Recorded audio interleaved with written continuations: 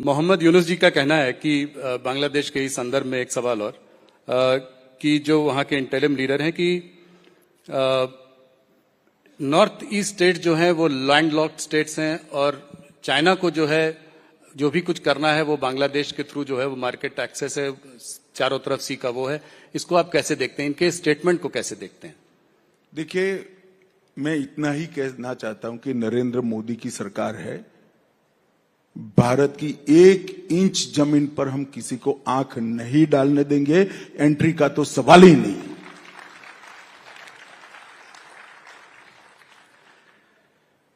आपने हरदम, मैंने आपसे ये सवाल 2-3 बार पूछा है, फिर से पूछता हूं क्योंकि नया कार्यकाल है। इस तीसरे कार्यकाल में पाकिस्तान ऑक्यूपाइड कश्मीर पीओके के बारे में, इस पर क्या इस थर्ड उस पे देखिए, भारत का स्टैंड बड़ा रुख है जी, स्पष्ट है और सालों से है कि पाक ऑक्यूपाई कश्मीर हमारा है। और जहां तक कब आएगा इसका सवाल है, तो इतना तो तुम भी समझते हो राहुल, मैं सार्वजनिक मंच पर इसकी तिथि न बता सकता हूं, ना योजना बना सकता। मगर हर भारत सरकार का दायित्व है कि पाक ऑक्यूपाई कश्मीर हमारा है। वो हमारा सिर्फ क्लेम नहीं है, हमारी बिलीफ है और ऐतिहासिक डॉक्यूमेंट भी है और हमारा लीगल केस भी मजबूत है। पाकिस्तान कहता है कि जो बलूचिस्तान में अटैक हो रहे हैं उसके पीछे इंडिया का हाथ है। इसको कैसे आप देखते हैं? चलिए, अब उनसे संभल नहीं पड़ता, वो तो कुछ ना कुछ कहेंगे, वहां की जनता को क्या करेंगे। मगर अब उनकी समस्या है, उनको निपटना चाहिए। पर क्या इंडिया सपोर्ट करता है बलूच लोगों के लिए इंडिपेंडेंट स्टेट? हमारी देखिए, इंडिया के सपोर्ट का सवाल ही नहीं होता। उनके यहां जिस प्रकार से शासन चल रहा है, इसके कारण कुछ प्रांतों में असंतोष है। इसको हम रिपेयर नहीं कर सकते। नेपाल में जो है, नेपाल में इस वक्त हिंदू राष्ट्र की जो है एक मांग है, इस मांग को आप कैसे देखते हैं? अब वहां पर भी डेमोक्रेसी है, सब लोग अपनी अपनी मांगे करते हैं। चाइना का स्टैंड जो है इधर कुछ सॉफन होता हुआ आपको दिख रहा है। हम लोग देख रहे हैं कि बातचीत बढ़ रही है। क्या चाइना से इन्वेस्टमेंट्स आने की कोई उम्मीद है? देखो, मैं मीडिया का आदमी नहीं हूं जी। एक स्टेटमेंट से देशों के रुख तय नहीं होते हैं। बहुत सारे हमारे मुद्दे हैं, सकारात्मक समाधान निकलता है तो अच्छी बात है। तहव्वुर राणा का जो है एक्स्ट्राडिशन जो है हो रहा है, वो कुछ दिनों में यहाँ आ जाएंगे। क्या डेविड हेडली के लिए भी हम ये वो करेंगे? कुछ उम्मीद है कि वो भी? देखिए, मोदी सरकार का प्रयास है कि जिन लोगों ने भी भारत की जमीन, भारत का सम्मान और भारत के नागरिकों के साथ दुर्व्यवहार भी किया है, वो हमारे कानून के जद में लाना चाहिए। और मैं मानता हूं तब राणा की यहां वापिस आना, ये मोदी सरकार की कूटनीति का बहुत बड़ी सफलता है जी। तो क्योंकि जिनके समय में जब बम धमाके हुए वो तो ला नहीं पाए, मगर आज वो वापिस आएगा, हमारी अदालत के सामने पेश होगा, हमारे संविधान के तहत उसको सजा होगी। ये देश के लिए बहुत बड़ी उपलब्धि है। अमित जी, आपने नक्सलिज्म पे बड़ा बयान दिया है, इसका रोड मैप क्या है, कैसे खत्म होगा पूरा? आपने एक टाइम फ्रेम भी दिया है, थोड़ा सा अगर हमारे दर्शकों को बताएं। देखिए, नक्सलिज्म अब 120 जिलों के आसपास था, घटते घटते घटते अब 12 जिलों तक सिमट कर रह गया है।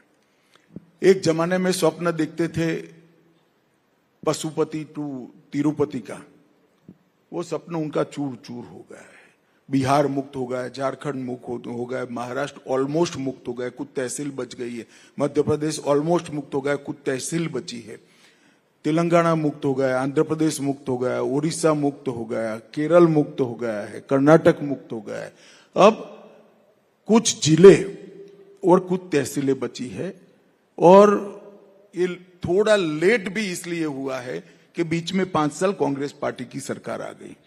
मैं जब कहता हूं तब कांग्रेस पार्टी वाले मुझ पर बड़ा आरोप लगाते हैं कि आप नक्सल के खिलाफ की लड़ाई में पक्षापक्षी करते हैं, मगर मैं आंकड़ा देना चाहता हूं जी।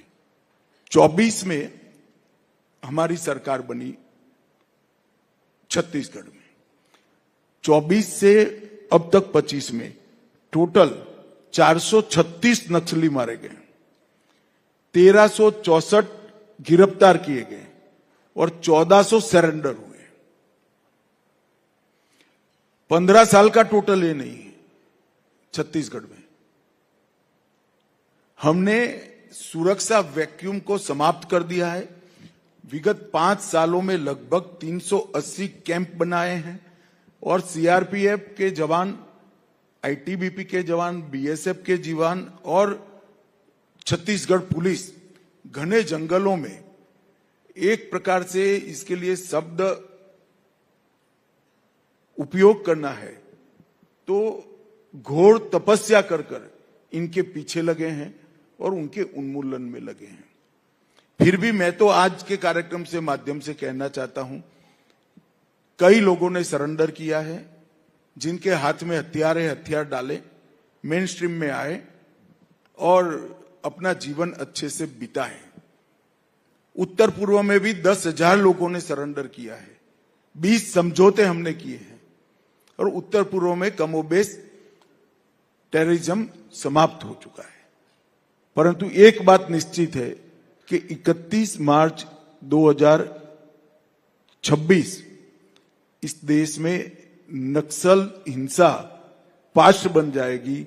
ये हमारी सरकार का बहुत फर्म निर्णय है कि हम नक्सल से मुक्त भारत बनाएं। मतलब 1 साल में।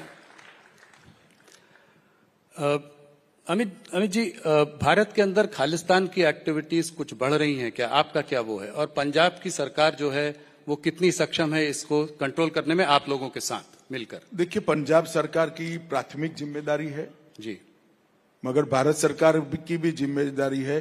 कोई भी किसी भी नाम से अगर देश को तोड़ने की बात करता है तो हम जरा भी सहन नहीं कर सकते और उसको बिल्कुल सख्ती के साथ दबाने का काम भारतीय जनता पार्टी की सरकार करेगी। पंजाब में क्या लगता है आपको, अगले चुनाव में भारतीय जनता पार्टी का क्या रोल, क्या भूमिका रहेगी? क्या आप अकाली दल के साथ लड़ेंगे? ऐसा कहते हैं कि सृष्टि की रचना ब्रह्मा जी ने करी है, पंजाब के अगले चुनाव का आकलन तो ब्रह्मा जी भी नहीं कर पाएंगे भैया। ऐसा मैच होकर पड़ा है। मगर मुझे आशा है कि चुनाव आते आते पंजाब की जनता एक अच्छे निर्णय की तरफ पहुंचेगी और एक पूर्ण बहुमत की सरकार कोई न कोई जरूर बनाएगी। मणिपुर में आप जो है दोनों कम्युनिटीज के बीच बातचीत का माहौल एक बना रहे हैं, कब तक प्रेसिडेंट रूल रहेगा? कैसे, कब? देखिए, प्रेसिडेंट रूल पूर्णतया नहीं लगाया गया है। अभी हमने असेंबली को सुसुप्त अवस्था में रखा है जी। तो हमारा तो प्रयास है कि जल्दी से दोनों समुदायों के बीच में बातचीत हो और शांति स्थापित हो। कुछ सफलता मिली भी है, घटनाएं तो बंदी हुई है मगर बातचीत में भी कुछ सफलता मिली है। परंतु मुझे लगता है कि 2-3 दौर की बाढ़ और होगी। जो सबसे पास चुनाव है वो है बिहार का चुनाव। तो क्या बिहार में क्या लगता है आपको, क्या एनडीए अब तक के सबसे बड़े बहुमत के साथ बिहार में सरकार बनाएगा, इसमें कोई दो राय नहीं। और जो सीट शेयरिंग होगी वो क्या जैसे पिछली बार थी उसी प्रोपोर्शन में रहेगी? प्रदेश में हमारी पार्टी और हमारे साथी दल बैठकर तय। पर क्या नीतीश जी के चेहरा होंगे चुनाव का? बाकी मुख्यमंत्री तो नीतीश जी मुख्यमंत्री है ही, सवाल ही कहाँ है कोई। तो वही मुख्यमंत्री बनेंगे अगर आप जीतेंगे? अरे भाई, अभी नीतीश जी के नेतृत्व में ही हम चुनाव लड़ रहे हैं।